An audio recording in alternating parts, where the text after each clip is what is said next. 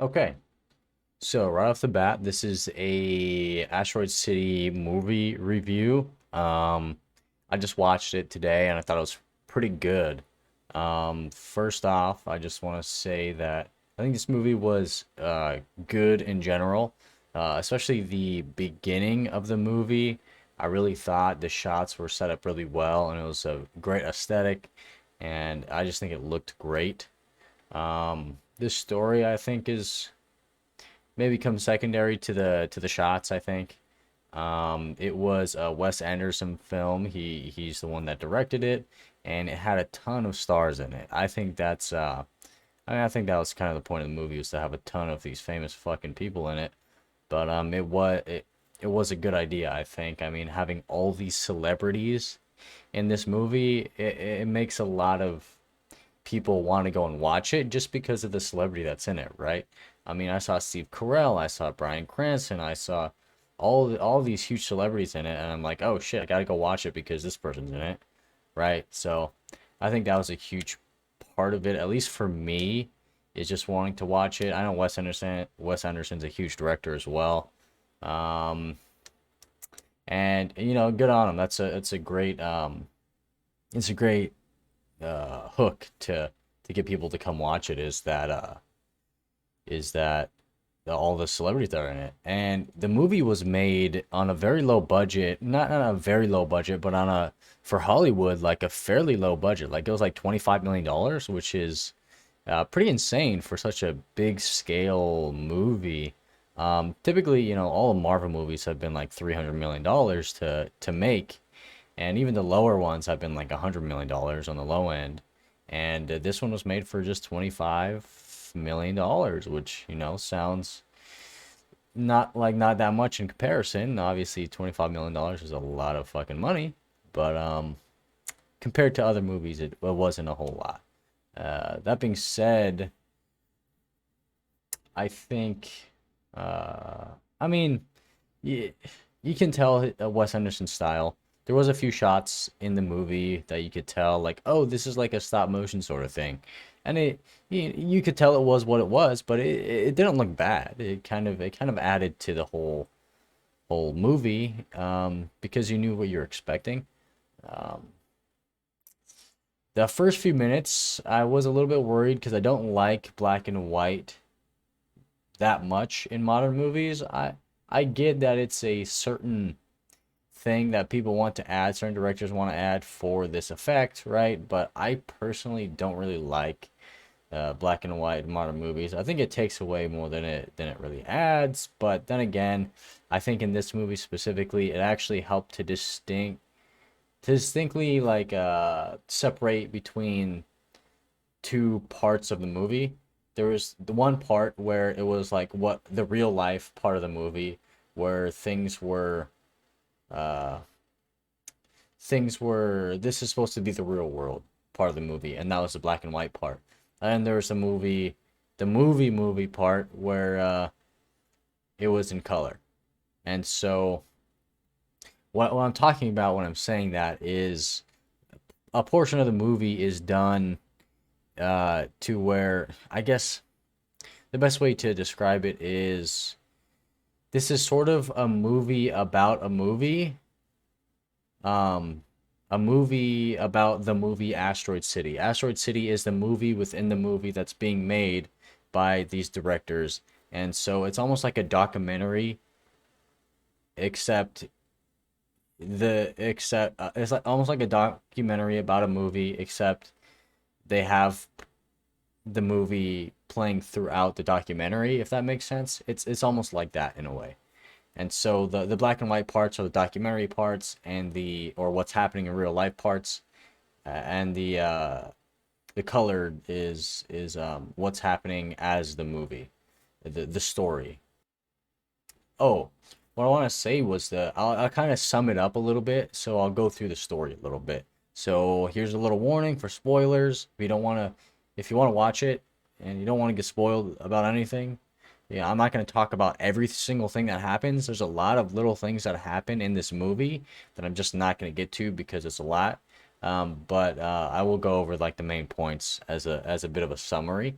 Um, The first 5 minutes, 10 minutes, the establishing shots essentially are really done well. It's really sets up a great aesthetic. Yeah, the color palette is amazing. Um, it's beautiful shots. They're very smooth. They establish where everything is very nicely, so you get a feel of where you are. It's desert. It's a lot of pastels, um, a lot of color, even though it's a desert, which is nice. It's also retro. I believe it's like supposed to be 1955, something like that. And so it almost reminds me of like a Fallout sort of vibe, like before the bombs dropped, right? And it was interesting. It was a very nice looking movie, definitely. Um, it's almost like a modern sort of retro vibe as well. That's where I get kind of the Fallout connection. There's a Okay, so this story-wise, this family gets stranded in this town, which is Asteroid City. The town was is home to a crater that was hit by a meteorite thousands of years ago, and there's this crater, and next to this crater is Asteroid City. Also, just randomly, they test nuclear bombs right outside of the city. I don't know what that's about, but that's an interesting sort of part. It's not really a part of the movie in any way, other than it's just what happens. It just gives context to the city a little bit. Um, anyways, this family comes to this city. Their car breaks down. It's a huge issue. They're not able to go anywhere. It's kind of matter of fact in that way. And so when his car breaks down, um, he has a son and he has three daughters that are all about the same age. The three daughters are all about the same age. They're like little kids, like six or something like that. And the son is a bit older. He's probably like 16, I'd say. And the son's like a super genius. And the three little girls are, they're just three little girls essentially. They're kind of funny. They're funny and they're weird in a way. They're like one of them's like I'm a vampire. One of them's like I'm a witch. One of them's like a fairy or something. That's what they say that about themselves, and they're just little girl stuff. I don't know. People speak very directly in this movie as well. Like the grandfather or the father-in-law of the dad that is the father of these children that get stranded in the city. Uh, there's a conversation in this movie where they're talking to each other and they're just speaking like straight up. Like he's like, "You never really liked me, did you?" And the grandpa is like, I didn't really love you, but." And so it's like super super direct speaking to, and a lot of the characters are pretty direct. It's almost awkward in a way, like the conversations are almost they're on the brink of awkwardness, but it's just very direct in a way. And there's a lot of like funny moments as well, which is fun. They're not like funny haha, but they're funny situationally, if that makes. So after the family is essentially stranded, some time passes, and some more people arrive to the city. There's like a youth group of a bunch of little kids, and the chaperones essentially this woman teacher sort of figure. There's like space cadets or whatever they're called, or like they're space cadets and then like stargazers, and the son of the father, the son that's stranded there is essentially stuck there. Um, but they went there to be a part of the stargazer event that's happening, and so there's I think they're originally supposed to drop him off, but they're all stuck with him now with the son. Um, I'm going to be focusing a little bit more on the Asteroid City, like the movie portion of the movie, rather than the what's happening in the real world, black and white sort of portion of the movie. Um, there's also a military presence in the city, which is there's a lot. So there's a holiday called like Asteroid Day.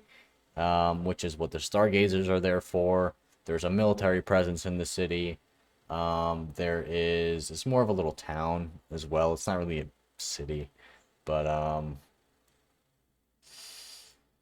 in the beginning, the military officer that's in charge of the military in that area essentially gives a little speech at Asteroid City, at Asteroid Day, my bad, and it's kind of funny.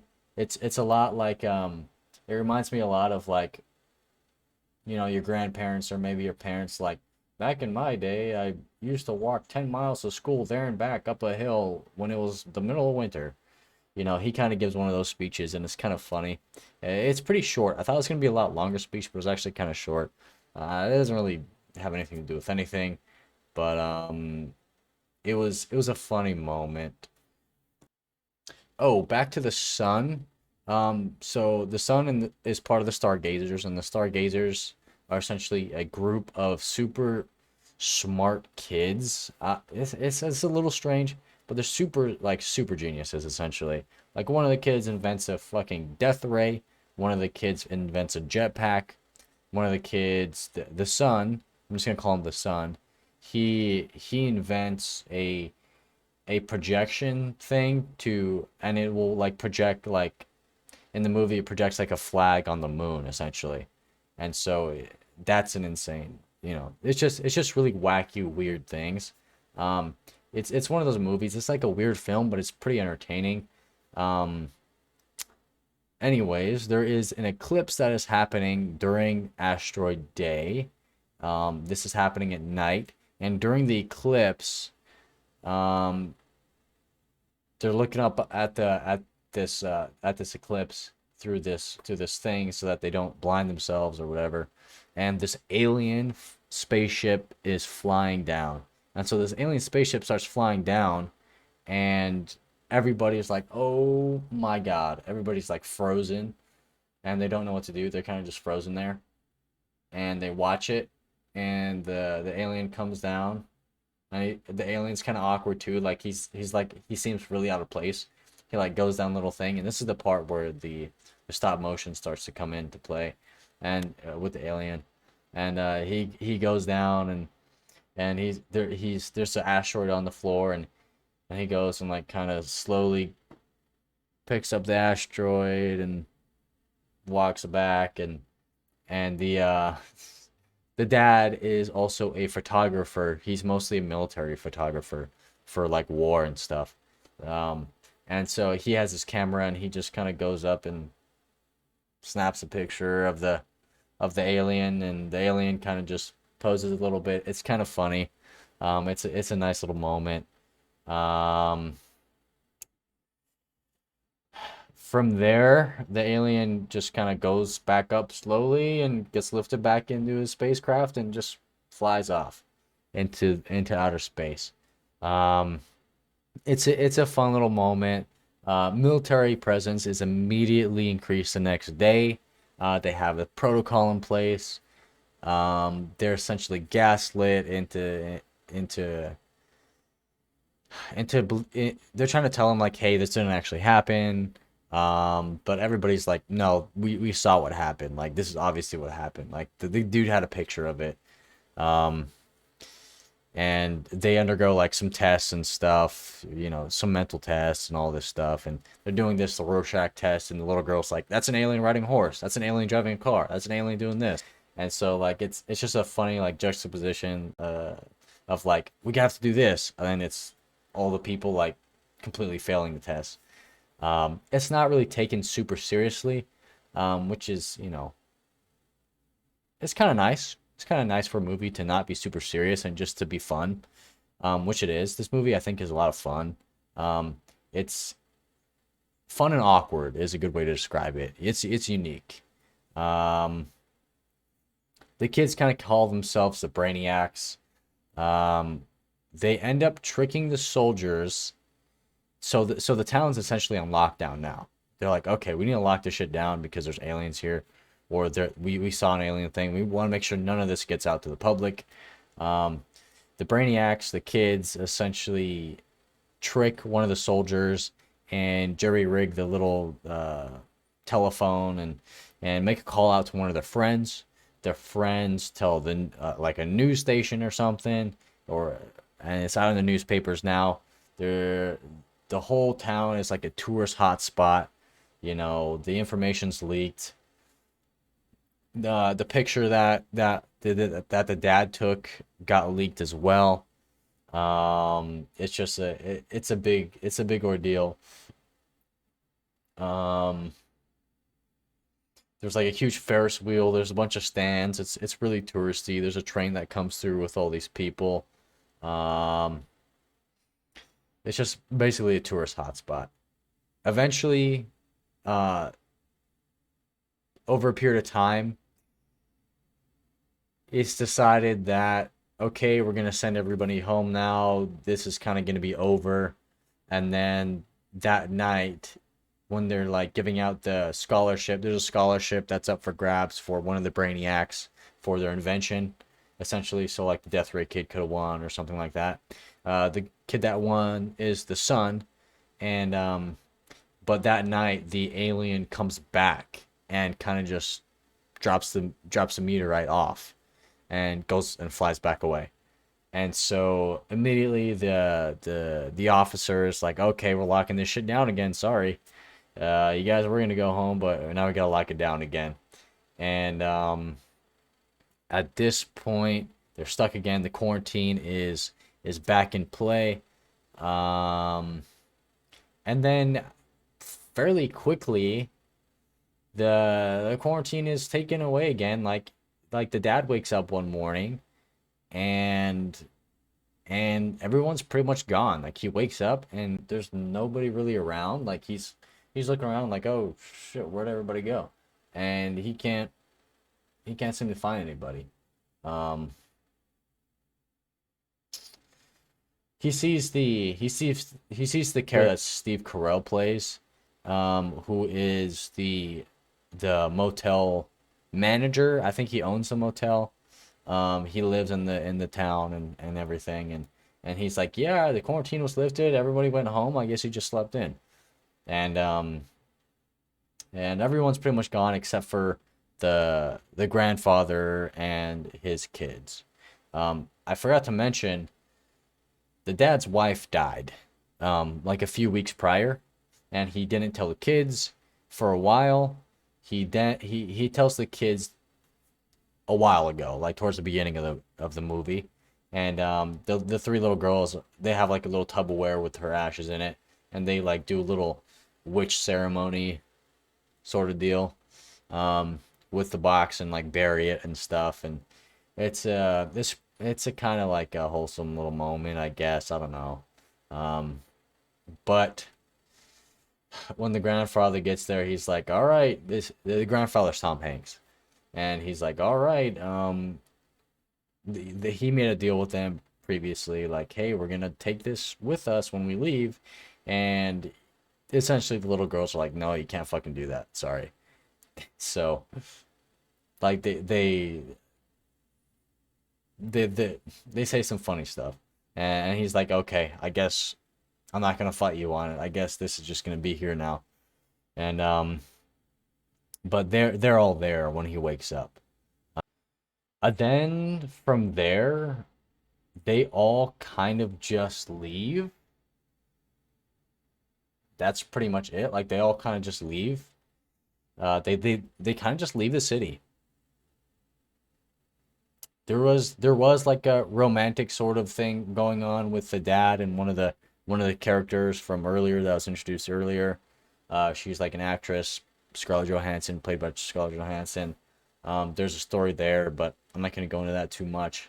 It is a good part of the story, though. Um, and they just kind of leave, and that's kind of just the end of the movie. There's a lot of unanswered questions, it seems, but at the same time, since it's such a kind of relaxed movie in a sense, like it's a fun kind of relaxed movie. It's not super serious. It also just kind of feels like that's how it ends. Like like it doesn't really matter that that's how it ends. Like there's unanswered questions, like what happens with the alien, what happens with the the son gets a girlfriend, also one of the brainiacs.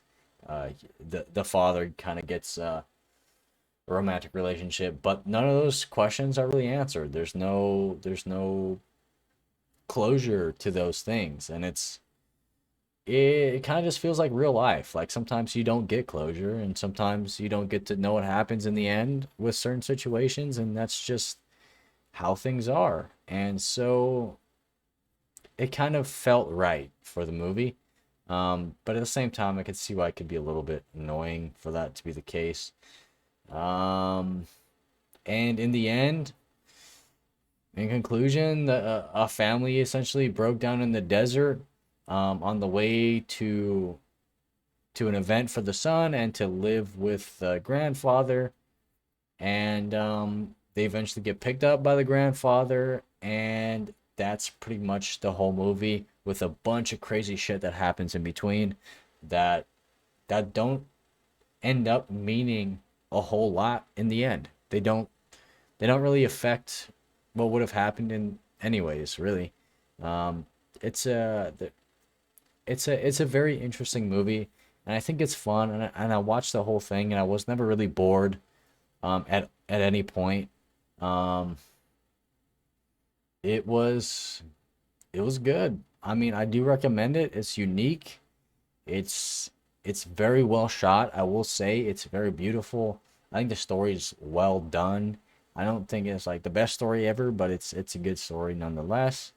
And I do recommend it. It's on Amazon. That's you know, and I appreciate you watching this review of that movie. If you like this, let me know what other movies you might want me to review. Check out some of my other videos, and I will see you in the next one. Thank you. Bye.